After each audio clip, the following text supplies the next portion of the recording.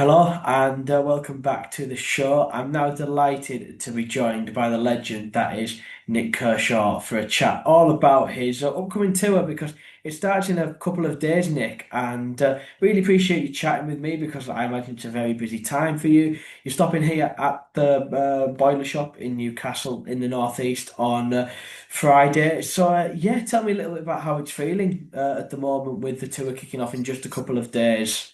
Yeah, hi Baker. It's yeah. I'm always looking forward to shows. I just love doing it really, and that's the reason for the tour because promoters love to have a tagline or it's got to be an anniversary or something, or it's the anniversary of me passing my driving test, but it doesn't really count. So we're just doing the shows because we want to. We spend a lot of time doing festivals, but you can travel like halfway across the world to play for 20 minutes. It's quite frustrating sometimes. So we just want to do our own shows, and there's not many of them. It's a small but perfectly formed tour, and it kicks off in Sheffield on Thursday, and I can't wait. And it's there's six shows as well, 1626. I quite like what you've done there. And almost it's like you say, a micro anniversary to celebrating 50 years of you being a responsible adult, supposedly. So do you say that that's 50 years since you passed your driving test then? Yeah, well, it's 50 years since I was 18. That's 50. basically what it is. Yeah. So for 50 years of being a responsible adult, I like it. You've also described it as there's no particular reason we can think of to it and the why the Yeah, hell not to it. Because at the end of the exactly. day, why the hell not playing live one of the best things, I'm sure. Yeah, it really is. And I grew out of love for it for a while in the sort of in the 90s and whatever, and I slowly got back into it in the 2000s, and I enjoy it more now than I did back in the day, really, because there was it all seemed so terribly important back in the day because you were in your own little bubble and you just thought the world revolved about you. But yeah, so it's as I said, it's much more fun than it used to be. So is that one of your favorite things as a musician then getting out now and playing on the road? Yeah, I mean, I do. Yeah, obviously, my comfort zone is the studio because you can just keep going until you get something right, you know. But when you're doing live, it's more visceral experience, and if you screw up, you screw up, and it's anything can happen. And plus the fact for me, making albums and writing is to a large extent a solitary experience. I just kind of sit in front of my laptop and my computers and in my studio, just writing songs and doing my thing there. But out on the road, I'm with me mates, and it's basically just an excuse to have a little bit of a jolly, really. Yeah, that's what it's about. I guess I bet like you say as well when you're with your mates in your band and you're touring, it's fun, isn't it? Yeah, it totally is, and they're a good bunch as well. I mean, sometimes we do longer tours. You're basically living with these people. You're living on a tour bus with Yeah. a bunch of people, so you have to make sure you get on with them. What's your favorite thing about touring, Nick? Is it that camaraderie and you could look at like playing to audiences every night and just Mm. hearing audiences sing your songs like I'm sure as a musician that's something you'll never ever get sick of. Yeah, it's the whole routine of it, really. It's this bit, as I said, it's like being with your mates. Then it's the sound check, and then it's the have a little bit of a meal, and then it's the 2 hours or so on stage. That's what it's all about, and the feeling you get when you walk off stage, usually, which is Yeah. usually elation, sometimes disappointed, but usually elation. Um, Yeah. yeah, No, it's a great thing, isn't it? And live music's just one of the most powerful things as well. You could say, when you walk off stage and you've given people an amazing night. I bet that feels great, and I'm sure there's going to be a lot more of that on this tour. Like you say, kicks off in Sheffield, and then you're in Newcastle on Friday. We are based a little bit further down in the northeast in Middlesbrough, but right. thinking of the northeast as a whole, do you have some good memories of playing up here then over the years? Yeah, I've played, I've played Middlesbrough, I've played, Sunderland and Newcastle. I mean, Newcastle mostly, I guess, is the place I've played. And there's some lovely venues up there. I mean, from the the Clooney when I did little acoustic Yeah. gigs a while back to the Sage. It's not called the Sage anymore, is it? What's it called? I think it's gone to the Glass House now, I The think. Glass House or whatever. Yeah, what a great venue though. Yeah.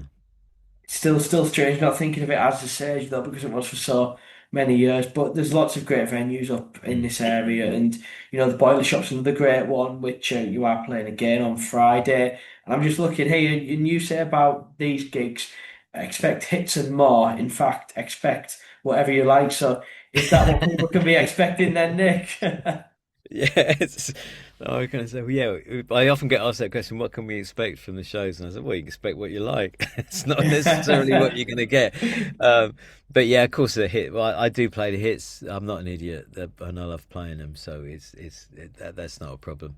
But yeah, and there's a selection of songs from albums over the years, and this time I asked the band what they want to play because there's some songs we haven't played for a while, and we're going to be playing those as well. So yeah, it's just going to be fun.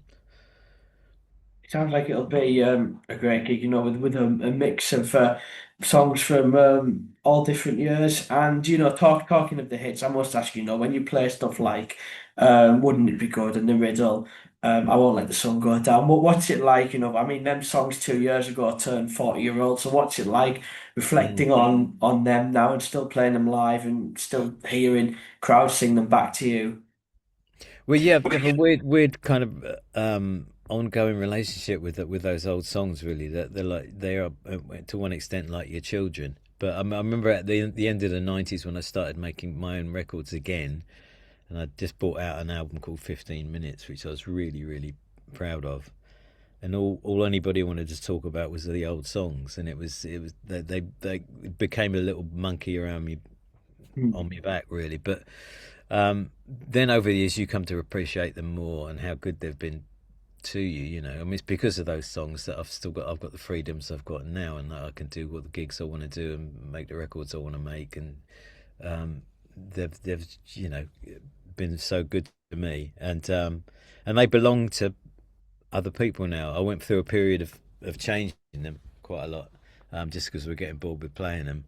And then people just used to see people's glazed expressions, thinking, "What's that? I don't even recognise it." And it's like, and then at which point you realise they're not your songs anymore. They belong to the people listening to them. So you go back to the original versions. Now it's just great playing them because they're like little stepping stones through a set. You can get away with playing an obscure album track, and then bring people back in the room with a hit, and it's a great start of the song knowing that everybody in that room knows that song. It's a great feeling. It's like a nice mix, isn't it? It's nice to have a bit of a balance, which I think it's great. And like you say, them songs are personal to people as well. Like people have gone all through the years with them songs. So I imagine it's one of them things. But another thing I wanted to mention about the set, which I really like what you do, and I know this is the song that you wrote anyway. Obviously, Chesney Hawkes is the one and only. I mean, we've Yeah, spoken Chesney quite a bit over the last year or so. Saw him live in Stockton a few months back, and what I really like is obviously, even though you wrote the song, you still play it live and everything. And then I like the way he also covers "Wouldn't It Be Good" too at his yeah, gigs. yeah. Well, it's I'm not. Yeah. I haven't got that many hits that I can't afford to remind people I'm associated with another one. That was a big hit. That was. Um, and it's good fun to play, absolutely. And it's we do festivals occasionally. I'll do a cover version of some song I've got nothing to do with, and it goes down really well. But it's not the same satisfaction as playing a song that you are actually have had a part in creating. Yeah, absolutely. And I know you obviously did an officially released version with him as well a few years back too. So I bet that was good fun. Yeah, there was a remix. I think it was the Yeah. would it have been the 30th anniversary? I don't know. It was yeah, 1991 it came out. So probably about 2021 they decided to remix it, and I remixed a couple of versions of the one and only. That was good fun. It's a great track, and like you said, I bet it's always really fun to play. But Nick, a real pleasure chatting with you. Thanks so much again for coming on, and yeah, best of luck with the upcoming tour. Thanks a lot, Baker. Nice talking to you.